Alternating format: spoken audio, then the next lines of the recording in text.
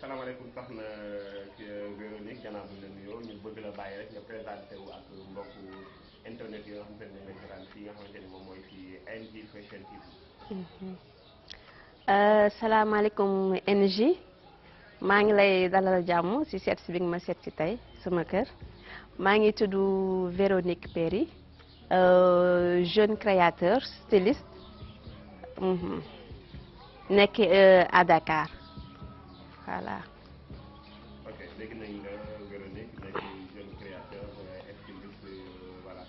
tey est-ce que mën nañoo xam avant Véronique di def li nga xam ne mooy styliste tey lan la Véronique nekkoon lan la doon def. NJ en fait balaa may dugg ci milieu mode mën naa ne j'étais une étudiante parce que dama doon jàng xam nga. jot naa def balaa may dugg ci mode bi jot naa def formation santé mais juste pour 1 an après bu ma ci paree continuer études yi doon ci boole waale en même temps liggéey daal di tuuti xaalis. bon année bi may dugg ci mode bi mën naa ne c'était en 2012 laa commencé sama formation. Après ma pare 2012 2014 donc bi ma ci duggee yàggul 2014 laa pare 2015 ma jot sama diplôme. alors est-ce que mën nañoo xam aussi Véronique lan moo la motiver pourquoi ci nga choisir def nga xamante ni mooy mode yaa dootul liggéey ko dafa sànq santé ngi fii leneen ne si yow nga choisir dugg ci mode pourquoi choix boobu. bon choix bi li tax ma dugg ci mode en fait dama yàgg bëgg a mode.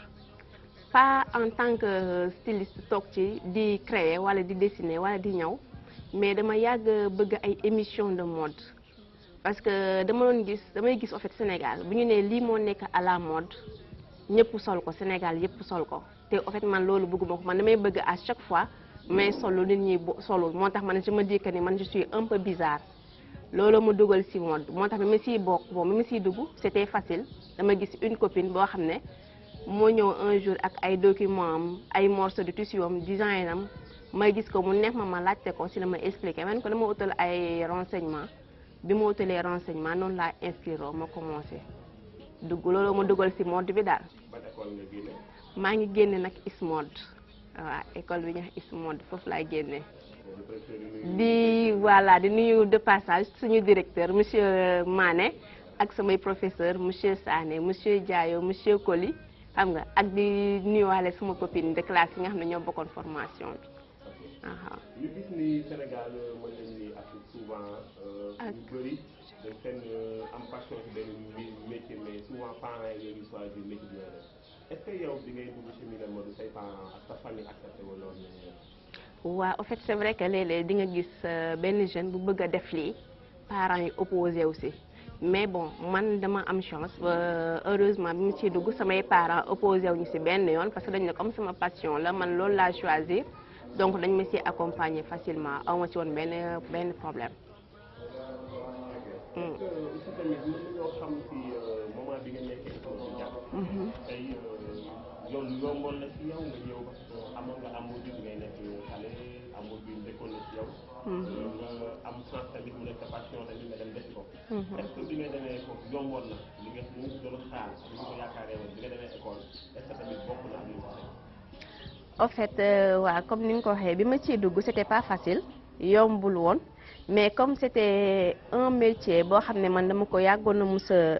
bëgg mu ne woon sama passion donc mën naa ne je m'en sortais difficilement mun naax mais parfois facilement quand même waaw du woon compliqué daal mais je m'attendais que dina difficile xëy na le fait que ma bëgg ko moo taxoon ma si doon génnee facilement léeg-léeg voilà. question yu am ci nit ñi nga xam te ni say collègue de travail la ñu dégg nañu ñenn ñi wax ni pour soboon nga trop parfois da ngay dugg ci loo xam te ni sax daanaka voilà tellement que amoon nga amour ci li ngay def voilà yaa di daan teel a ñëw gëmul affaire bi jàppoon ni lii moom voilà dama ciy génn alors est-ce que noonu la demee woon wala boog bi nga ciy dugg amoon na ci ay li gars yi wax noonu la demee woon wala. waaw c'est vrai que soboon naa parce que dama ne milieu métier boo si nekkee mu nekk une passion da ngay sob parce que soo dañul kumpa si tu n'es pas curieux rek doo mën a dem donc ce qui fait que dama doon poser question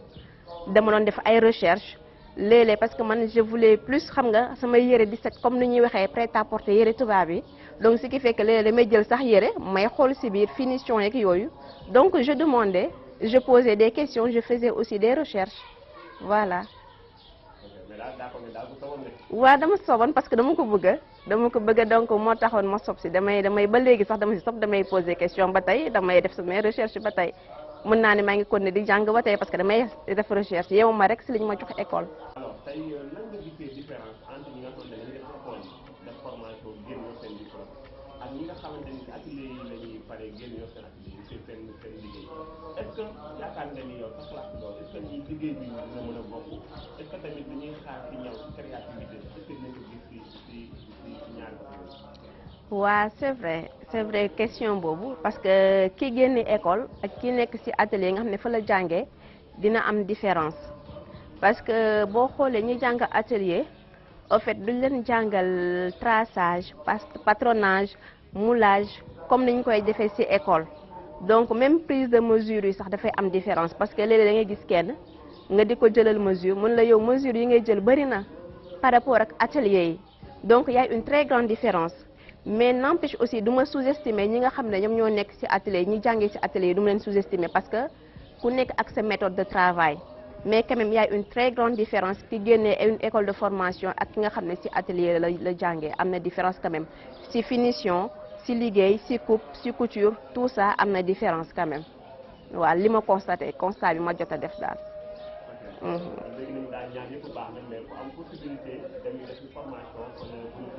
waaw je trouve daal formation école de formation fa la bénéfice parce que si ngay gën a découvrir yeneen ak yeneen parce que da ngay def patronage da ngay def traçage da ngay def moulage xam nga dina am yeneen design da nga koy def parce que si atelier du ñu jàngal design te je me dis que ni kuy def mode dafa ànd ak design nga dessiner sa modèle booy dagg si lay gën a facile nga mën a gën a retrouver parce que si tu as le modèle devant toi booy def traçage beeg yëpp coupe bi day gën a facile ku koo xam ne da la ñëw expliquer la ngay jëmi imaginer nan laa war a def daal donc y a une très grande différence.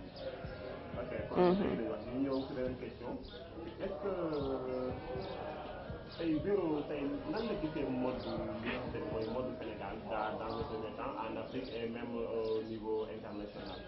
nan la gisee mode jamono ji ñu toll en 2018. bon si jamono bi ñu toll nii en 2018 je trouve que ni quand même mode bi mi ngi évoluer mais bon constat bi ma def c'est vrai que on est des Africains mais constat bi ma def au Sénégal les gens wala beaucoup de couturiers. dañuy gën a liggéey ci côté traditionnel comme modernité donc il y a plus de tradition ñi def modèle tradition taille basse grand boubou que ñi di def bon ci constat parce que da ngay romb atelier de couture yu bëree boo rombee nga fekk fa ñu lonk fa ay taille basse ay taille maam ay grand boubou genre yooyu donc c'est plus traditionnel que moderne mais quand même am na ñoo xam ne sama genre yi man ci côté moderne laa gën a bëgg a yëngu waaw ci côté boobu laa gën a bëgg a yëngu daal.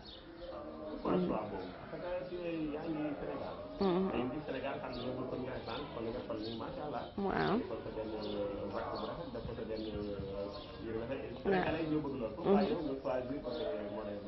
waaw c'est vrai que sénégalais yi ñoo bëgg yëfu traditionnel c'est vrai mais da am yenn événement yoo xam ne boo su demee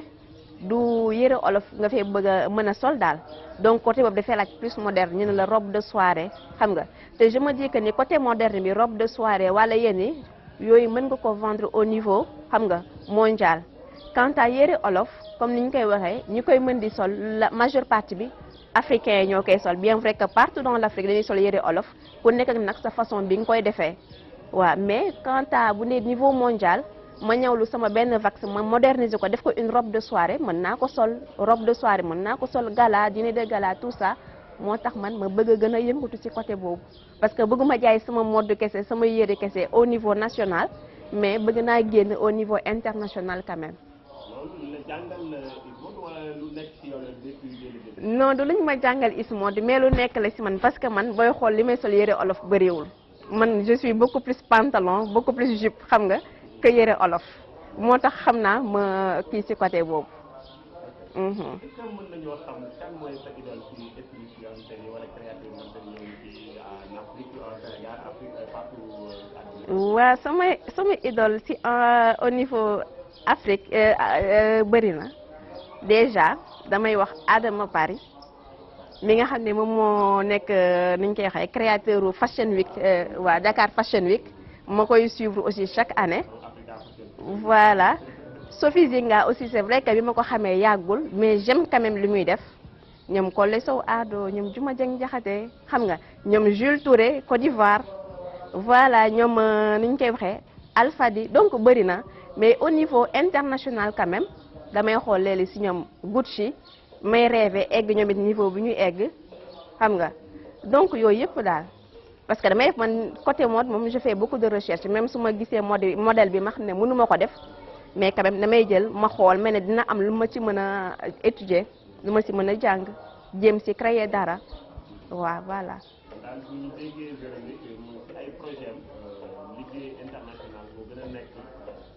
sa projet resté ici au Sénégal. voilà waaw loolu la daal loolu lay rêvé daal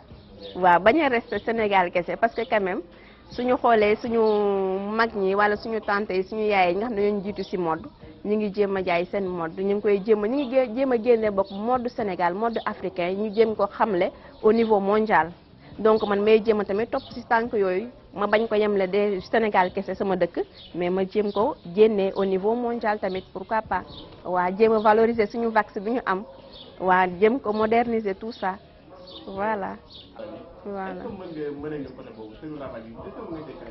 sëru rabal nag moom mënaguma ci côté boobu mais man damay jël risque buñ ma joxoon tey ne ma def ci dara dinaa jël risque ma def ma essayer waaw man moom j'aime prendre des risques parce que léegi nañ ma proposer benn modèle boo xam ne xam nga jànguma ko mais damay ne quand même jox ma risquer ma réussir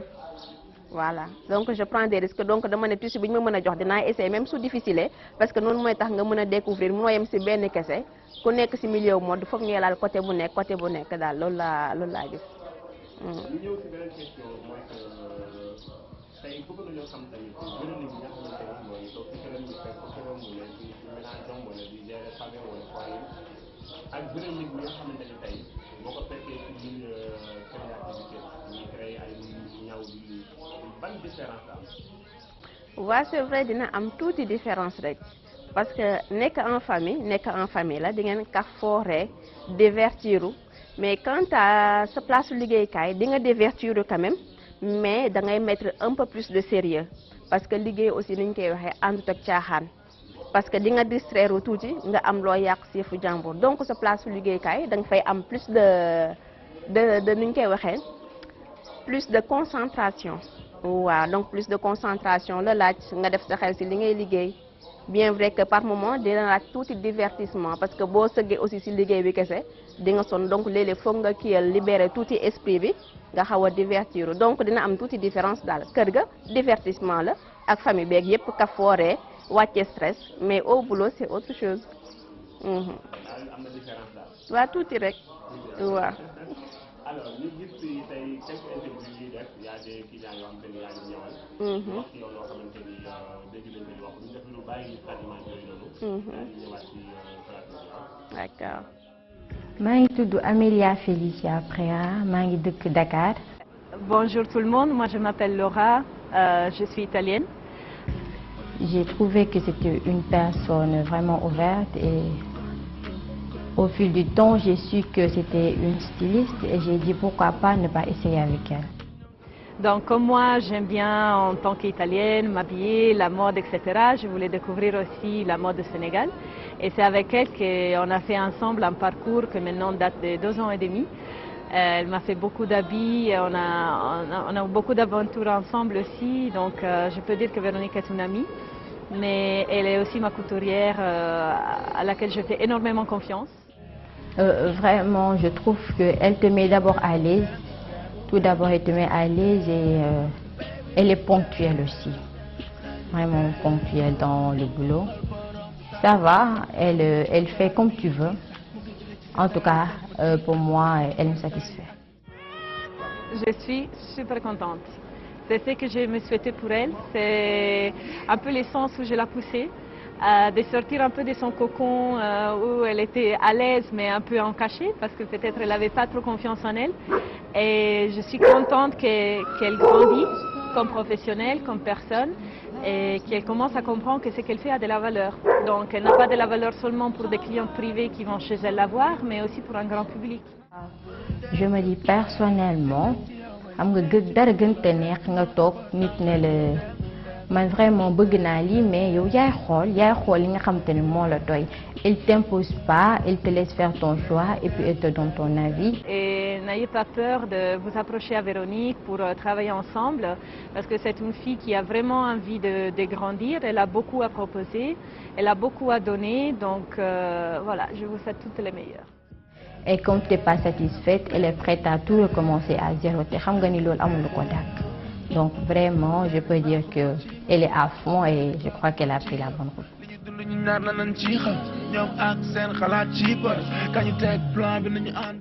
kon ni nga gisee rek gis nañ si nañ image yooyu noonu mu nekk loo xamante ni sa quelques clients yoo xamante ni jël nañ leen ñu wax ci yow ci satisfaction bi ñu am ci yow. ñu wax aussi tamit sa relation wala yamale woo ko rek ci liggéey professionnellement même ba ci conseil sax dañ leen di conseiller en habillement foo jàngee loolu bëri. waa comme ni nga ko waxee waa je fais que fu ma ko jàngee sob parce que boo nekkee si liggéey ak liggéey bu mu mënti doon du ma ne liggéeyu mode kese bu mu mënti doon yow doo xaar toujours client bi di la proposer client bi léeg-léeg mu ñëw mu ne la aw ma modèle tey lii laay bàyyi nga defal ma mais man dama naan bul tout le temps dama bëgg aussi di jël risque à 100% di defal client bi sans que ma laaj avion parce que lu may wax les goûts et les couleurs ne se discutent pas man mën naa ne man lii mooy sama style man lii laa bëgg ma defal ko client bi léeg-léeg du ko neex donc ce qui fait que dinaa ne ko waa dinaa la defaral mais lii ak lii laa lay proposer léegi yow loo ci gis ñu trouver terrain d'entente xam nga parce que léeg-léeg kenn mën la man lii laa bëggoon man ma gis ne aussi li mu bëgg a mënut a ànd concordé wul man ko su ma sañoon nga defee ko nii ak nii ak nii parce que du ñu wax xel doyul parce que même man je demande toujours des conseils tamit si sama clientèle ak si ñeneen ak ñeneen si sama famille si samay xarit parce que xel doyul donc noonu la man damay proposer du ma bàyyil tout le temps client bi andil ma modèle am ne ma lii laa bëgg donc dama lay proposer aussi parce que dama ne je suis styliste créateur donc war ma tout le temps attendre client bi di ma andil kon finalement li ma jàng damay ne day mettre zéro donc foog may proposer aussi ne la lii ak lii jéem la def proposition convaincre la ba nga d'accord voilà. bu ñu déggee mën nañu côté conseil en habillement tamit conseil en habillement tamit dañu ciy parce que xam naa gars yi def loolu du ñu leen mere wala boog ñun ñi seetaan fekk la képp koo xamante ni am nga tur bi. wala boog bëgg nga ñu conseiller la en habillement naka nga war a solo yan couleur moo nekk en tendance à boog alors mën nga woote ci numéro bi affiché bi nga jël ki nga xamante ni mooy Véronique nekk fii ci Sénégal di def lu rafet boo ko woowee rek incha allah dina mën a defaral li nga soxla Véronique ñu ñëw tamit ci beneen bi ñu gis tamit ni ay images yi di jàll yi ñu seetaan ko mu nekk benn défilé boo defoon ci nga xamante ni mooy Louga Fashion Week édition 2018 bi ñu di ñàmb ñu nuyu Bamba de passage suñu xarit boobu noonu ak Khadim ak staff bi yëpp. alors c'était quoi naka nga dundee atmosphère bu amoon foofu noonu ku xam Louga xam ni dëkku culture la pourquoi nga choisir dem jóge Dakar dem ba Louga fa participer ci événement yi aussi tamit ñu bëggoon a xam tamit c'était la première fois ou yàgg nga participer ci événement yi. waa Fashion Week Louga bi am bi passé en fait mën naa ne c'était ma première fois parce que dama mës a ragal en fait ay caméra affaire bi yooyu daal mais dama ne bon lu tax ma choisir Louga pour la première fois parce que dama ne Louga sama dëkk la c'est vrai que je suis née à Dakar mais j'ai quand même grandi à Louga famille bi nekk foofu donc man Dakar ut si moo ma fi andi jàng moo ma fi andi donc mën naa ne ma vie maintenant c'est à Dakar occasionnellement laay dem Louga donc participation bi ma ko defee mu nekk quelque chose boo xam ne j'ai beaucoup apprécié mu ne woon sama première participation j'ai beaucoup apprécié j'ai aimé atmosphère bi xam nga tase fa ak sa yeneen collègues ay mbokku styliste ñuy ka foore xam nga ambiance bi neexoon na donc ça a été une découverte pour man mu nekk une expérience première expérience boo xam ne j'ai beaucoup apprécié ma tiré ci ay leçons waaw mu nekkoon aussi ku xam Louga nu ñu koy waxee dëkku culture la xam nga c'est culturel donc noonu la daal noonu laa bokkee Fashion Week Louga te de passage may nuyu Bamba nga xam ne moom mooy initiateur bi di nuyu Xaadim di nuyu équipe bi yëpp di nuyu wàlle staff beeg équipe bu NG yëpp Sen 24 ñëpp de passage parce que ñëpp a nga fa woon waaw voilà. ñu gis tamit ni tey lii di ñàmbur bi. wàllu choix bi génn ci prix yi nga gis nañ ni. y a d'autres personnes yu génn feneen yow nga ñëw génn gis nañu traditionnel. gis nañu moderne aussi tamit pourquoi mélange boobu. waaw c'est vrai dañ ma mélanger moderne mélanger traditionnel parce que booy xool léegi tenue traditionnelle yi en fait mën nañ ko moderniser de telle sorte que mën nga ko sol ci soirée mën nga ko sol ci kii de gala xam nga moo tax man ma def mélange pour wane ne ñaari yëpp mën na ànd modèle moderne bi mën na dem traditionnel bi comme traditionnel bi mën na dem moo tax man ma def mélange de deux cultures parce que donc dañuy wane ne ñaari yëpp mën na ànd daal.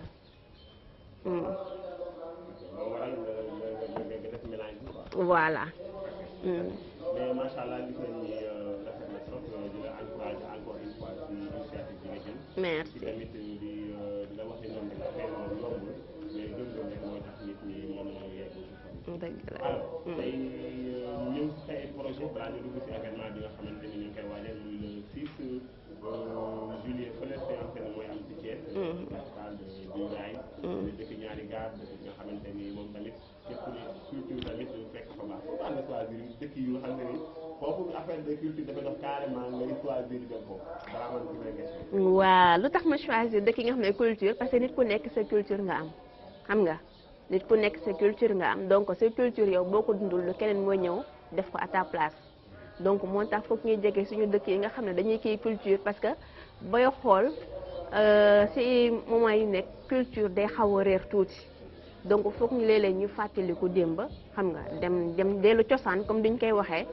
jéem a xoolaat ji fa culture même bien vrai que bu dee culture bi dañ ko moderniser mais quand même suñu culture ñu gën ko sàmm daal parce que lu am importance la waaw voilà. ñu ñëw tey si benn question tey Véro. oui. tey ñu bëggoon xam tamit client bi wér këram wala jël téléphone am wala kat lii laa bëgg nga ñëwal ma ko. waaw jël sa temps defal ko ba mu rafet. tey nga jox ko am satisfaction. naka ngay dundee moom. waa client jox la ñëwam jox la tuseem ne la lii laa bëgg xam nga di si xaar attendre def si yaakaaram nga ñëw defal ko li mu yaakaaroon nga defal ko mu kontaan loolu je me dis que ne yow mi nga xam ne yaa defal modèle bi yow kontaan en fait émotion nga si jëlee daal parce que man su ma ñawalee nit ba mu ne ma kontaan naa remercier ma daf may touché parce que dama ne au moins man décevoir ma sama client parce que dama ne même nit ki bu la joxee tuseem fay la sax dërëm li muy xaar ci modèle am nga apporter ko plus la ci yow en tant que couturier plaisir la ci yow bonheur la ci yow xam nga fierté la donc moo tax su ma ñëwalee nit ba mu kontaan man fierté lay doon ci man waaw voilà. fierté la ci yow ñu tamit fierté la ci ñun tey ngay participer ñu jël la comme en tant que utilisateur. ñu ñëw war a ñëw participer ci événement bi nga xamante ni moo war a am fële ci Thiès bi le 6 juillet. nekk benn événement boo xamante ni événement de taille événement de dimension la boo xamante ni mooy 10 ans de carrière de groupe NJ Family. relation yaa groupe NJ Family comment. waa relation man ak waa groupe NJ Family fi ñu xamante mën naa ne ci Fashion Week Louga lañ xamante donc depuis boobu fa lañ jëlee connaissance bi garder contact ñuy déggante mu mel ne comme ay mag ak rak parce que même bu dul événement bi war a xew le mois de juillet le 6 juillet bi bu dul loolu dinañ déggante waxtaan ci beneen domaine boo xam ne du ci domaine u liggéey comme xarit comme mag ak rak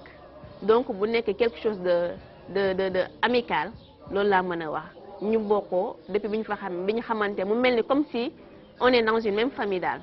donc plaisir la aussi man depuis bi ma xamante ki NJ Family regretté wu ma ko mu nekk un plaisir boo xam ne maa ngi koy ni ñu koy waxee voilà. waaw ñu ñëw tamit question tey jour bi la waa groupe NJ Family woo la ni la kat dañu bëggoon nga participer ci seen événement bi nga xamante ni. parce que en fait ce sont des équipes boo xamante ne de passage boo lancé waaye message bi je pense que ñu bëri xam nañ ko. tout ce qui est événementiel surtout si milieu mode mooy seen métier. yàgg nañ ci di si dox boo xam ne du n'importe qui la ñuy bàyyi ñuy bokk ci seen événement.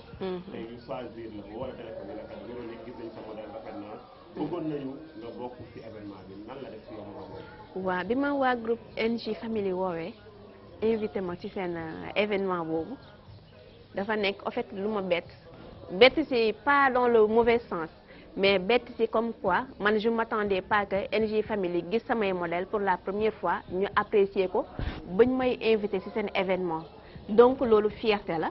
ma di ko ndamoo le fait que groupe NJ Family lu nekk loo xam ne nekkuñu groupe bu ndaw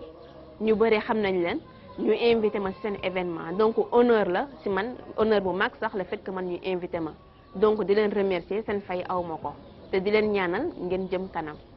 waaw.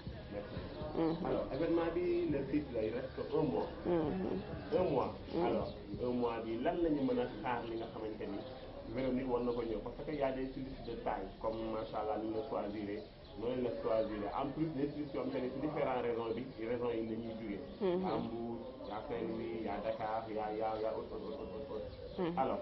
fan la ñu mën a xaarandi ki nga xamante ni moom mooy Véro ak tamit naka la ko war a mën a xaar. waa lu mu mën a wax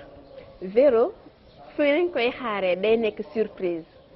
parce que bu ma leen waxee ni Véro lii lay kii xam nga du neexati du amati benn importance du amati benn sens. mais ñi ci ñëw war na mën a xaar ni Véro kat wala. non dama leen defal surprise parce que je me dis que ni surprise moo daaka que ma ñëw wax leen ne ah Véro day génn ci benn xam nga Taïba du amati xorom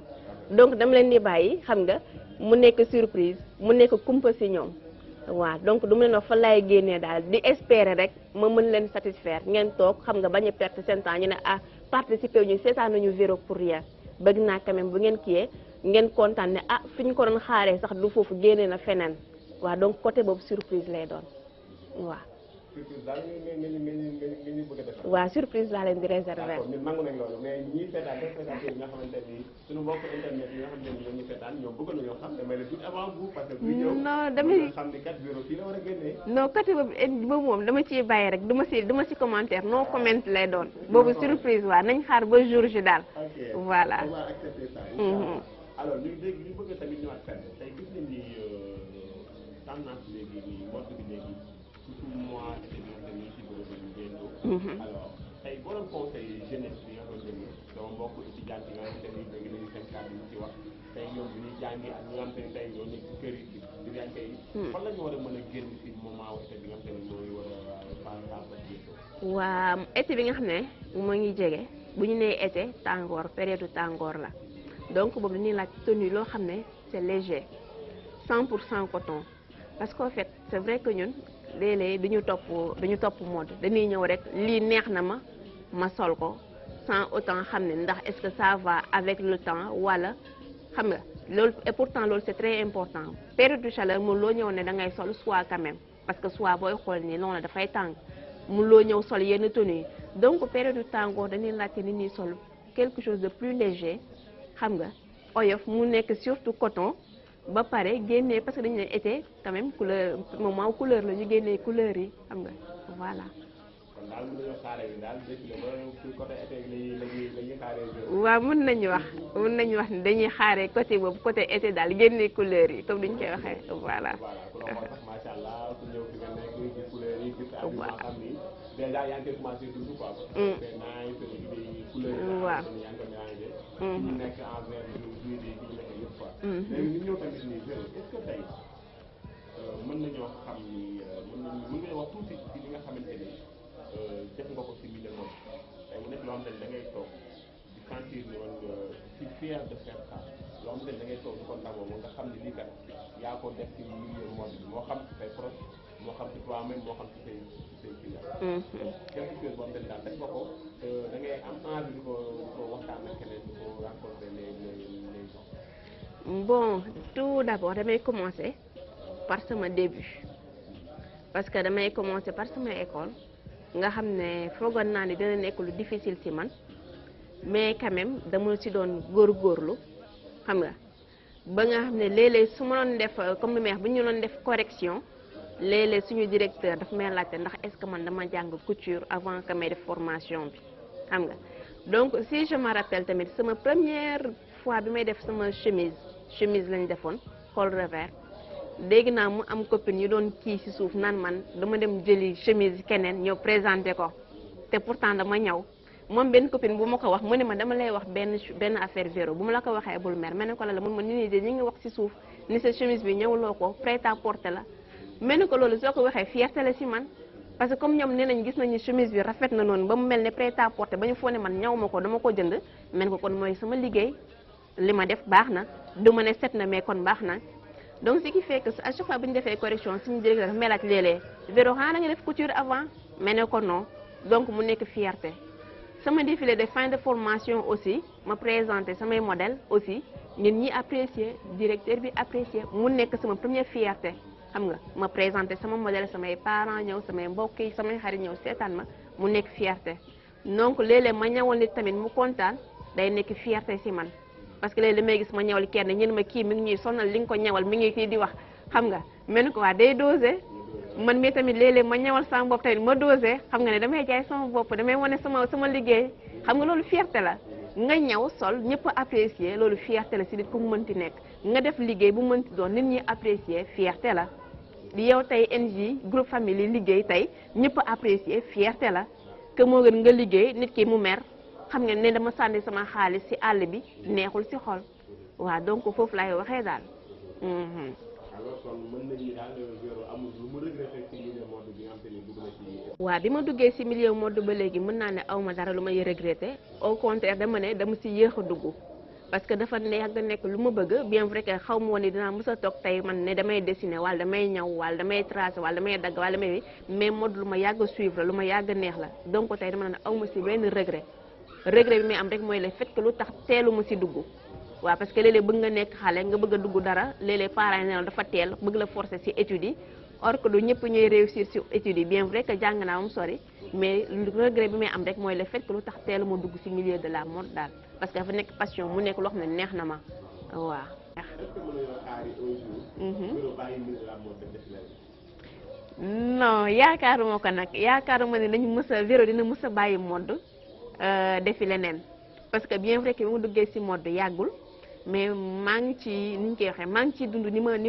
ma ko bëggee daal waaw même bu dee gañewu ma ci loolu mais quand même ma ñëwoon nit rek mu kontaan plaisir la donc yaakaaruma ne man dinaa mën a bàyyi mode pour defi leneen yàlla nag moo xam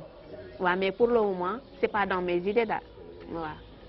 est-ce que mën nañoo xam tey lan mooy projet bi nga xam te ni mooy Véro ci milieu de la mode.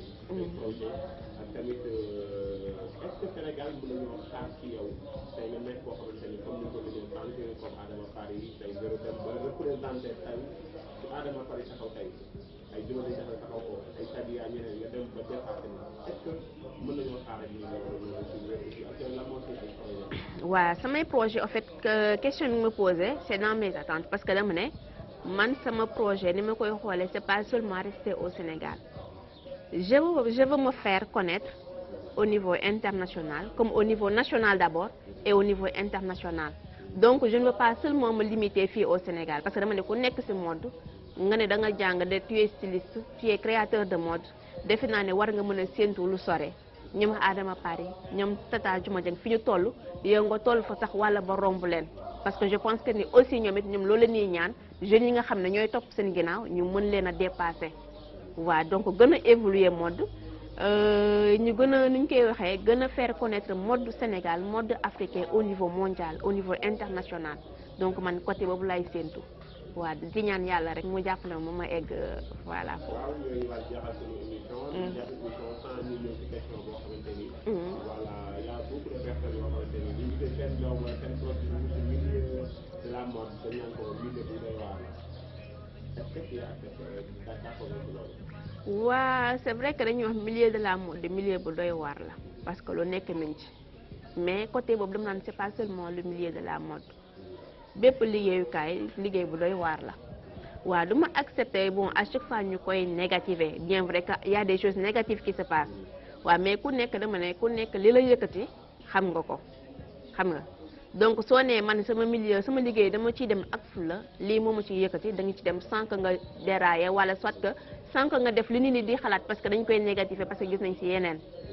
donc damay ma ñu jël à chaque fois lu jëm ci domaine nu mode ñu di ko négativer di foog ne quelque chose de négatif kese moo ci nekk c'est pas quelque chose de négatif kese moo ci nekk y a des choses positives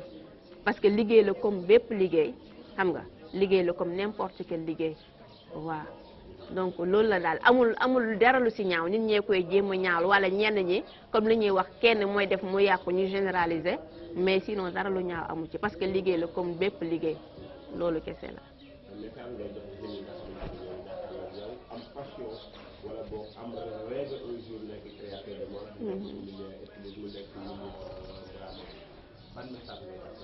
waa message bi may lancé pour les jeunes comme man wala ñi nga xam ne ñu ngi ci door a commencé lu ma leen di laaj mooy ñu gën a fullaal seen liggéey ku nekk nga xam leen moo la yëkkati parce que liggéey boo koy def da ngay xam lan moo la yëkkati nga fullaal ko parce que je me dis que ne boo fullaalul sa liggéey du keneen moo koy def à ta place client bi du ñëw jox la tey tuuti ne la lii ak lii laa bëgg fay la xaalis ba pare te fullaaloo ko kon bu yàggee nga perte sa clientèle donc client bi boo ko bëggee conserver mooy nga defal ko un travail présentable liggéey bu correct mooy toujours fullaal sa liggéey daal li ngay def boo ci woonee fulla won ci gëm-gëm man lii laa bëgg te dama ko gëm te dama koy def donc nit ñi dañ la ci gën a appuyer donc ñu gën a yokk jom gën a rafetal liggéey bi xam nga te gën a jàppoo daal parce que xel doyul di demander conseil bañ a rëy man sama genre gi man je demande toujours des conseils je pose toujours des questions parce que dama ne jàng ba tey dañuy continuer di jàng di découvrir parce que ça évolue de jour en jour voilà donc ñu bañ di rus di laajte xam lan moo ñu kii ñu fulaal daal waaw donc loolu laa leen di jox surtout fula waaw. am na solo. waaw waaw si bépp domaine bu mën ci doon.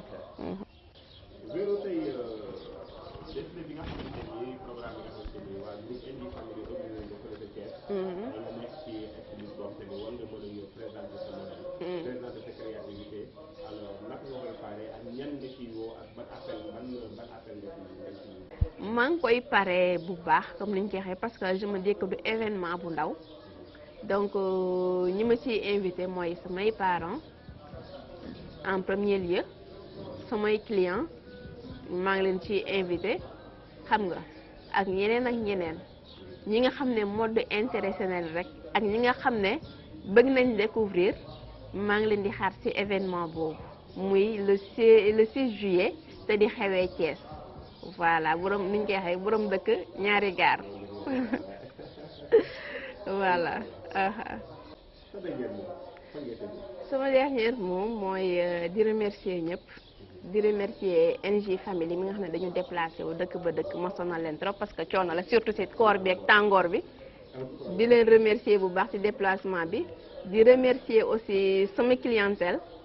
ak sama clients yi nga xam ne ñoom ngeen jotee interview ma gis lu ñu wax mu nekk lu rafet ma di leen féliciter di leen ñaanal bu baax xam nga te di leen remercier davantage ci seen disponibilité parce que mënoon naa leen ko wax ñu ne ma non man bëgguma feeñ lii affaire yooyu donc ma di leen remercier bu baax a baax ci seen disponibilité aw ma seen fay parce que sans ñoom du ñu dem sans clientèle bi donc soxlawul ñuy liggéey donc di leen ñaanal di leen remercier waaw.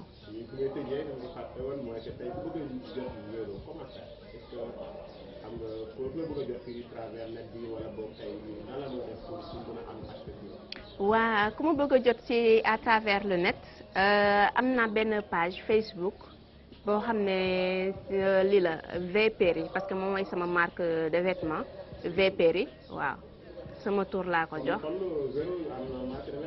waaw Vero am na marque de vêtements waaw am na marque de vêtements VPERI la marque bi sama marque de vêtements VPERI la ma jox ko sama tour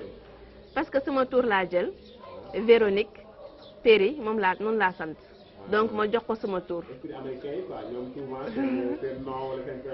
voilà parce que balaa mu naan ma ci dugal ay xaw ma lan dolliwu ma ci fashion dama tout court VPERI mu gën a simple. ku ma bëgg a jot ni ñu koy waxee comme ni ma waxee ci compte sama page Facebook VPERI mais quand même am na nit ki mën na ma ci jot à tout moment mën na ma ci jot par WhatsApp message appel normal waaw. waaw nit ki aussi bu mu nee déplacé wu aussi je serai toujours tout le temps disponible mën na ma woo ci numéro boobu fixel ko rendez-vous voilà. ci rendez-vous waaw.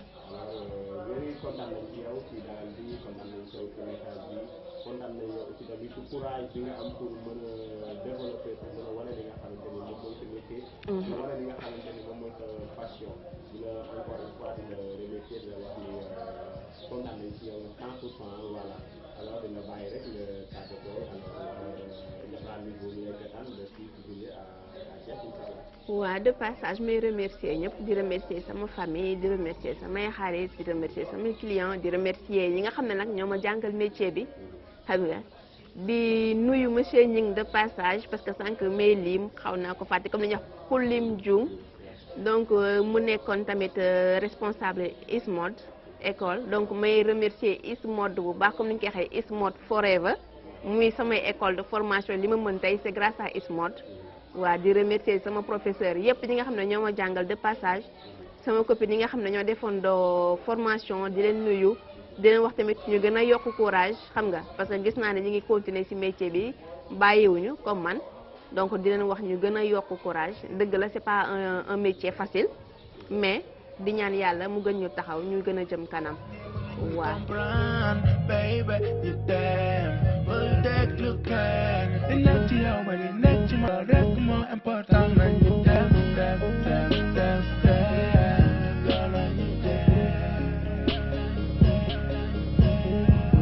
Let's dance.